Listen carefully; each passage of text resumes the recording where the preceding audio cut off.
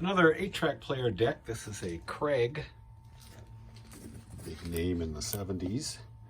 And this, of course, is a home deck, and it's just for playback. It doesn't have any recording features.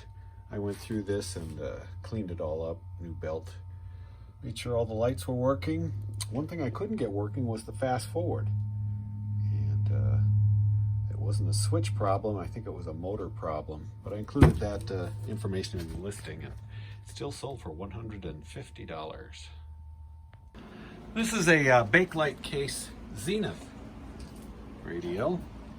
I've had this sitting in my garage. I picked it up a couple of years ago with the intent to fix it up. But I finally just got around to getting the tuner to work, and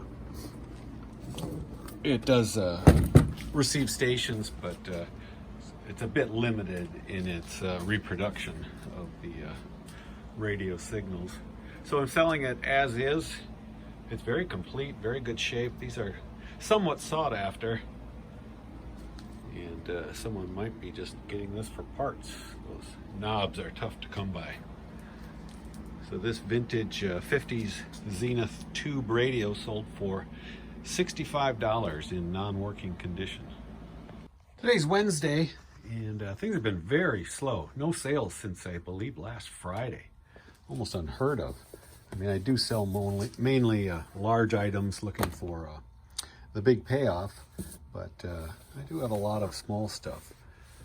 This Life is Good floppy hat I put up just today. It's been sitting in a box for a long time, and I finally started going through some of the dead piles and pulled this hat out, and it sold within just a few hours for $18. This is a bit of an oddity I found at a garage sale for a quarter over the summer. I remember seeing these as a kid growing up in the 60s. They would mount these with your name or address on a post outside your, well, not rural home, but a little closer to the city, but they can also be mounted on mailboxes. It's just aluminum, twisted metal there. And this placard sold for $25. After some research, I was able to determine that these mountaineering alpine boots were from the 70s, made or sold by JCPenney. And I don't know if you can read that, it says sanitized. And these have always been good sellers, although sometimes they do take a while. These probably have taken almost a year to sell, but I did get $70 for them. These are little 5-inch reel tapes. They were produced in 1973 for Massey Ferguson. These are radio spots for their Ski Whiz snowmobile. And there's 5 tapes here, and they're all on these plastic 5-inch reels. I sold these lot of 5 radio spots for $30. Another piece off the Dyson, what was it, a DC-14, I think, vacuum cleaner. I bought it a couple of years ago at a garage sale for $20 and used it until the, one part broke that is not easily fixed, so I decided to just get a different vacuum cleaner and part this Dyson out. And this is about the 4th or 5th piece I've sold off there, and probably about $75 into the good now. This wand handle sold for $25. Well, this is a non-working Jefferson mystery dial clock. This is the Golden Helm model, a nautical theme. Actually 24 karat gold plated. I've had this, I just discovered this again in my death piles as something I was going to try and fix. The motors are often, they need to be replaced. And apparently you can buy replacement motors, but I just haven't gotten around to it, so decided to put it up as is actually missing the bottom plate too. But as is, I was able to sell it same day I listed it today for $60. This is a vintage cashmere scarf made by Johnstons of Elgin, Scotland, and very nice, soft. Thought about keeping it for myself, but I put it up for sale last year and finally got a $45 offer for it. I think I priced it at like $80, but that was the first offer I got, so I sold it for $45. Had someone buy 3 of these 2 packs of blank 8-track tape, 90-minute tapes, and these sold for 20 bucks a piece, so a nice $60 sale.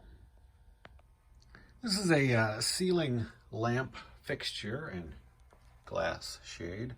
I don't know if it's vintage. It's made by Harmony House.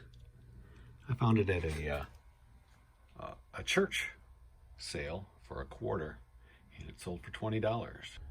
This is a pair of Akai speakers. They came with an Akai reel-to-reel player. I found these at an estate sale. There was no tape player there, so I really didn't know what they were for, but they were cheap enough to just pick up. And they do have a curious output or input for the speaker. It has to be a 1/4-inch jack like this. So I put together some speaker wires to test them out.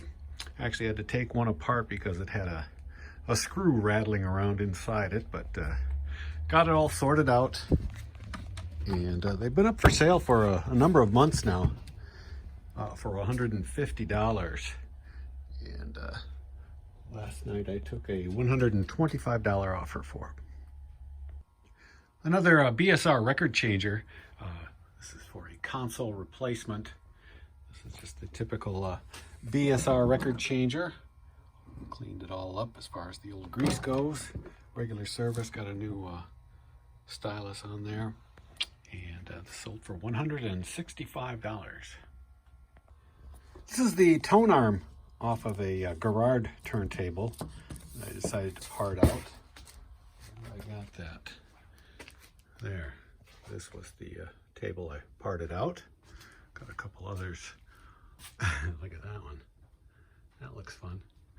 In any case, this tone arm came out pretty easy. It's still got the cartridge wires running through it, but I didn't include the counterweight. I sold that separately, and this sold for $40. This is a little matchbox size Pontiac Trans Am. I was at a garage sale, and I don't know, I picked it up, and I just decided to look it up, and some had sold for over $10, and but it's been up for sale for quite some time, over a year, maybe 2 years. And I finally got a best offer of $10 for it. Some more pinup notebooks sold, these little notepads. And these 2 sold in a lot of 2 for $18. And then the same guy came back a couple minutes later and he bought this one. Again, another, just a notepad. This one's got lines and dates. And this one sold by itself for $10.